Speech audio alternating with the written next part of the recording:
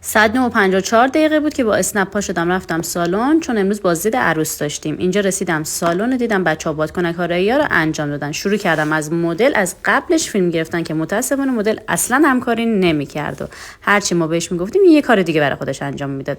اینجا مدل رو نشوندم و شروع کردم به میکاپ کردنش.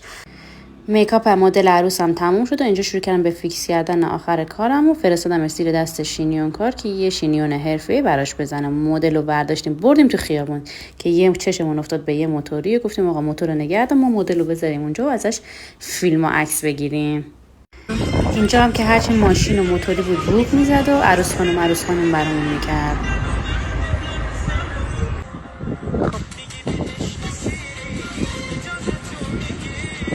اینقدر که صدای باد زیاد بود همش توی ویدیو صدای باد می اومد و اصلا نمیتونستیم ویدیو خوب بگیریم. دیدیم نه، با صدای باد و صدای ماشین اصلا نمیشه فیلم گرفت. مدل رو همونجا تو خیابون ازش عکساشو گرفتیم و کارمون تموم شد. راستی عروسمون چطور شده؟